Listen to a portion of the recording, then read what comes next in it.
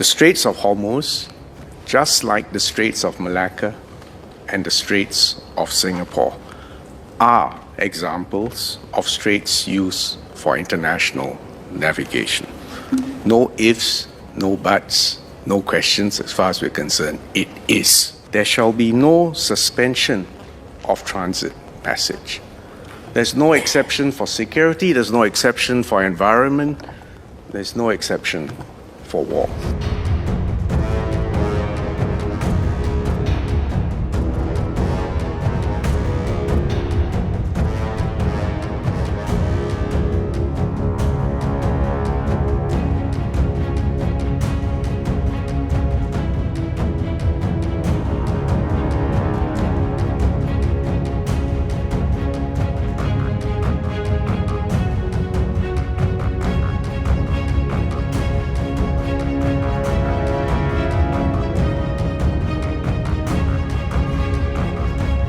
Thank you, Mr. Speaker, and thank you for the question. Singapore's position on straits used for international navigation is long-standing and consistent. The Straits of Hormuz, just like the Straits of Malacca and the Straits of Singapore, are examples of straits used for international navigation. No ifs, no buts, no questions as far as we're concerned. It is so. Now,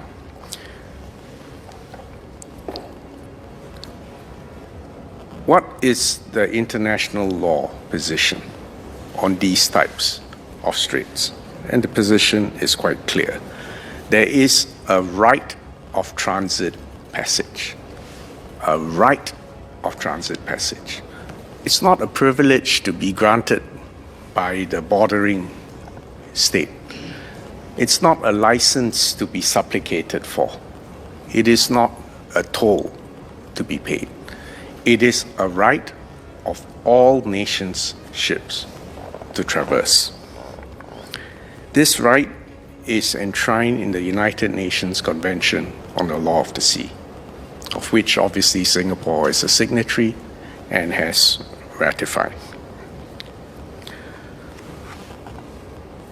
Article 44 of UNCLOS imposes a direct and an unambiguous obligation on states bordering these international straits.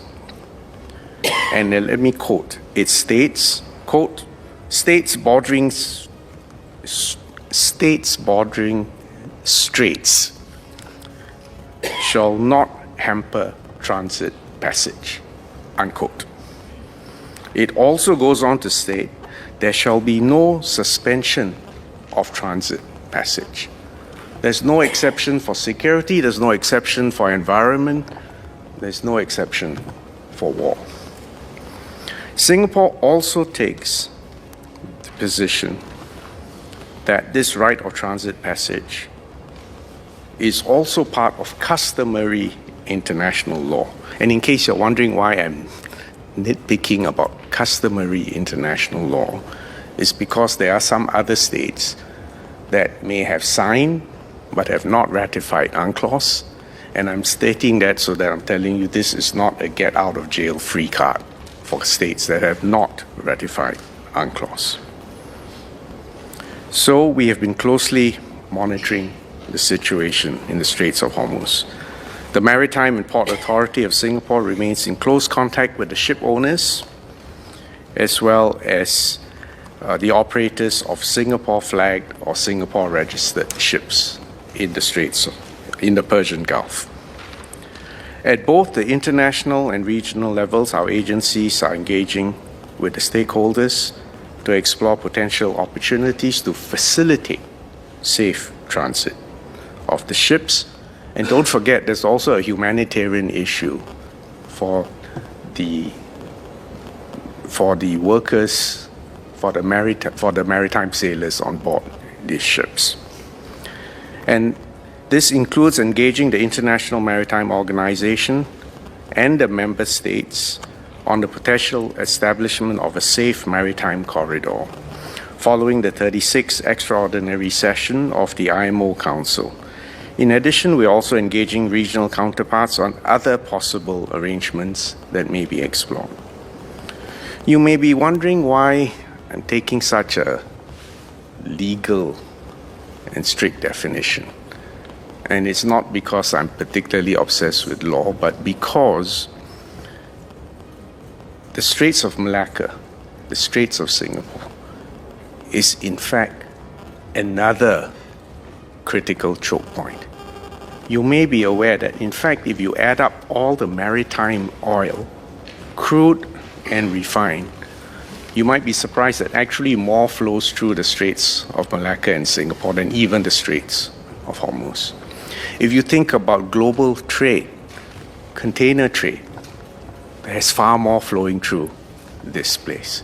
And the most important geographical fact, which most people are not aware of, the narrowest point in the Straits of Hormuz is 21 nautical miles. Guess what the narrowest point in the Straits of Singapore is? It's less than 2 nautical miles. So do you understand now why we have to take a categorical position that international law and UNCLOS is the constitution of the oceans, and this is a right. Freedom of navigation as a right and not a privilege for ships and planes. And this is of profound importance to Singapore. So to your specific question, yes, I have engaged with the Iranian Foreign Minister before the war. And yes, I'm sure I will engage him in the near future. But as a matter of principle, and not because we're taking sides, I cannot engage in negotiations for safe passage of ships or negotiate on toll rates, because to do so would be implicitly eroding this legal principle. So again, this is another example of Singapore upholding principle, not taking sides. The larger geostrategic backdrop to this is, whether you realize it or not, the world has become more violent and more volatile.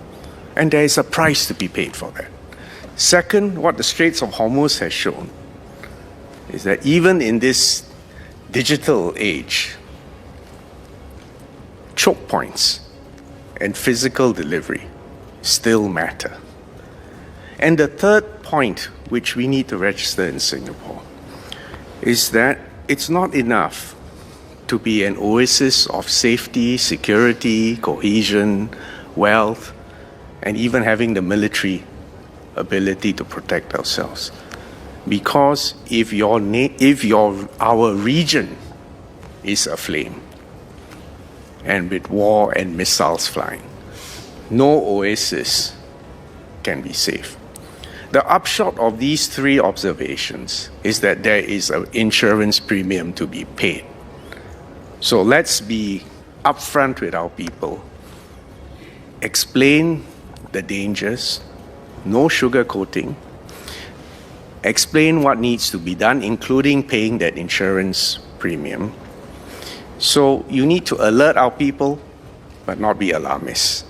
And we have to walk that fine tightrope.